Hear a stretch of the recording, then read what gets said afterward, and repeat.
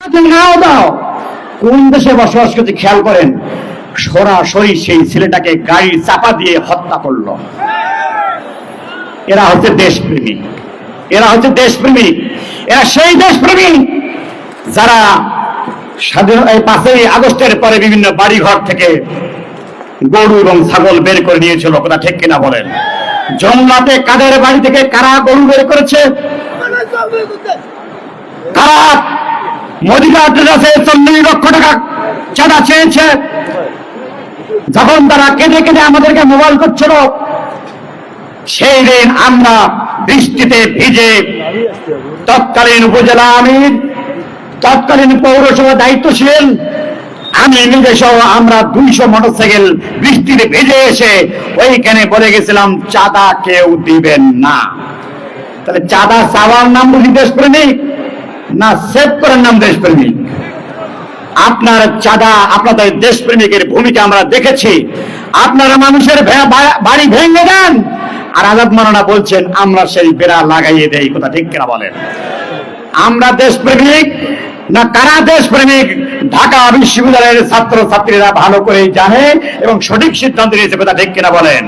ঢাকা, রাজশাহী, চট্টগ্রাম, খুলনা সহ বিভিন্ন বিশ্ববিদ্যালয়ে যেখানেই নির্বাচন হচ্ছে সেখানেই তারা আমাদেরকে রায় দিচ্ছে, আলহামদুলিল্লাহ। আসুন, আমি আপনাদের যে কথা বলতে চাই, আমাদের নমিনি চলে আসবেন এবং চলে আসতেছেন মনে হয় আল্লাহর রহমতে। সময় খুব কম। জামায়াত ইসলামী যদি ক্ষমতায় যায়, যে কাজটা করবে, 1 নম্বর কাজ, 60 বছরের বৃদ্ধ, 60 বছরের ঊর্ধ্বে যাদের বয়স হবে, নারী হোক, পুরুষ হোক, হিন্দু হোক, বৌদ্ধ হোক, তাদের চিকিৎসা বিনামূল্যে করা হবে ইনশাআল্লাহ।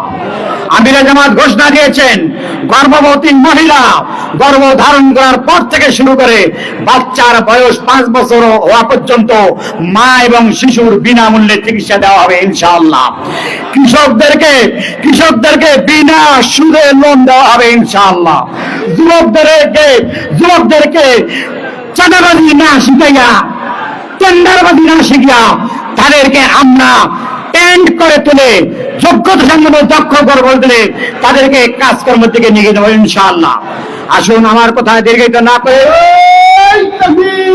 আমরা সকলেই দাঁড়িপাল্লায় ভোট দেবো, হায়ের পক্ষে ভোট দেবো। সেই সাথে সকলেই স্লোগান তুলুন, রাজু ভাইয়ের আগমন, শুভেচ্ছায় স্বাগতম। রাজু ভাইয়ের মার্কা,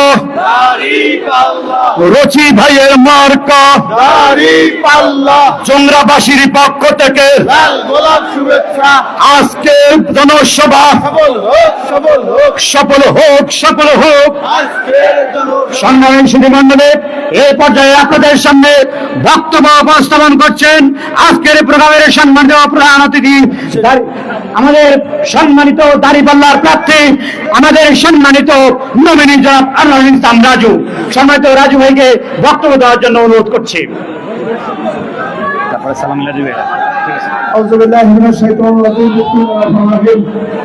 সম্মানিত বাংলাদেশ জামাত ইসলামী জঙ্গা ইউনিয়ন কর্তৃক আয়োজিত আজকের এই সরকারের হাটের নির্বাচনী জনসভার সম্মানিত সভাপতি, এনসিপি, জামাত ইসলামী সহ 11 দলের জোটের সম্মানিত দায়িত্বশীল বৃন্দ এবং আমার প্রিয় সরকারের হাটের সকল ধর্মের সম্মানিত উপস্থিতি, আসসালামু আলাইকুম, আদাব। কেমন আছেন আপনারা? আমরা আল্লাহ তাআলার শুকরিয়া আদায় করছি, যাদের রক্তের বিনিময়ে আজকে আমরা এখানে কথা বলার স্বাধীনতা পেয়েছি। বাংলাদেশের 18 কোটি মানুষ মুক্তির বাতাস নেওয়ার সুযোগ পেয়েছে। সেই আবু সাইদ সহ জুলাই যোদ্ধা যারা জীবন দিয়েছে, তাদের আত্মার মাগফিরাত কামনা করছি। আল্লাহ তাআলার কাছে তাদের সর্বোচ্চ